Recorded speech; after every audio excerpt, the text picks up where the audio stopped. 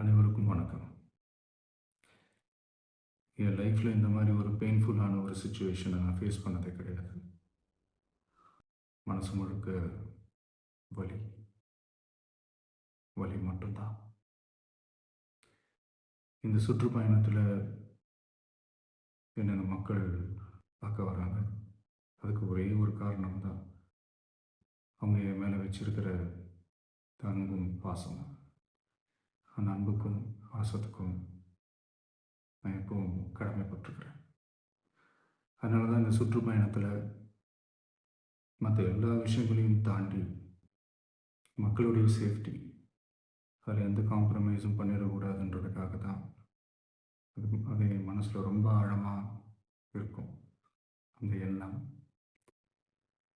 அதனால தான் இந்த அரசியல் காரணங்கள் எல்லாத்தையும் தவிர்த்துட்டு ஒதுக்கி வச்சு மக்களுடைய சேஃப்டி மட்டும் மைண்டில் வச்சுக்கிட்டு அதுக்கான இடங்களை சூஸ் பண்ணுறது, அதுக்கான இடங்களை பார்த்து பெர்மிஷன் கேட்குறது, போலீஸ் டிபார்ட்மெண்ட்டில் அதை ரிக்வெஸ்ட் பண்ணி கேட்போம்.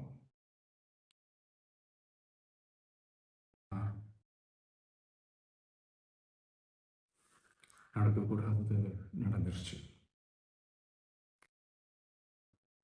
நானும் மனுஷன் தானே.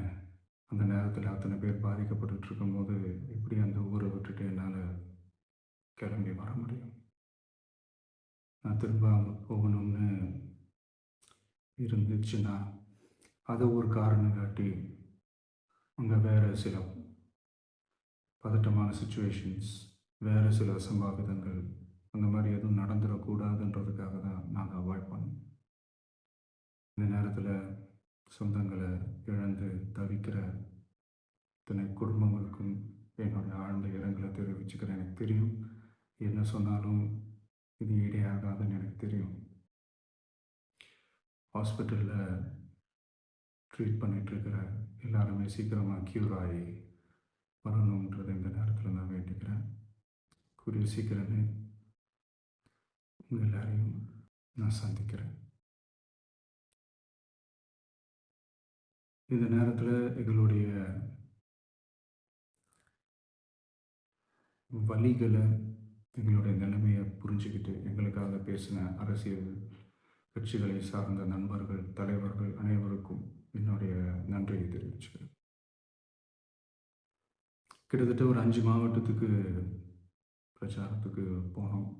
இந்த மாதிரி எதுவுமே நடக்கல. ஆனால் கரூரில் மட்டும் ஏன் இப்படி நடக்குது, எப்படி நடக்குது? மக்களுக்கு எல்லா உண்மையும் தெரியும். மக்கள் எல்லாத்தையும் பார்த்துக்கிட்டு இருக்கிறாங்க.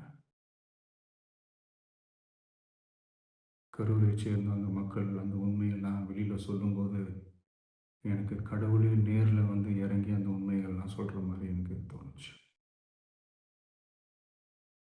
சீக்கிரமே எல்லா உண்மைகளும் வெளியில் வரும்.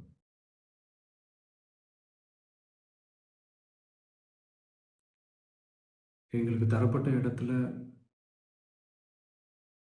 நாங்கள் போய் அந்த அந்த ஸ்பாட்டில் நின்று நாங்கள் பேசிட்டோம். அதை தாண்டி எந்த தவறும் எங்கள் சைடில் நாங்கள் எதுவும் செய்யலை.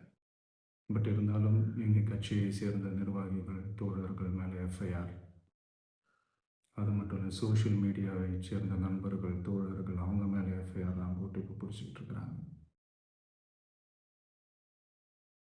சிஎம் சார், உங்களுக்கு ஏதாவது இந்த பழி வாங்கணும் அப்படின்ற எண்ணம் ஏதாவது இருந்துச்சுன்னா என்ன வேணாலும் பண்ணுங்க. அவங்க மேலே கை வைக்காது. நான் ஒன்று வீட்டில் இருப்பேன், இல்லை நான் ஆஃபீஸில் இருப்பேன். என்ன வேணாலும் செய்யுங்க. நண்பர்களே, தோழர்களே, நம்மளோட அரசியல் பயணம் இன்னும் ஸ்ட்ராங்காக, இன்னும் தைரியத்தோட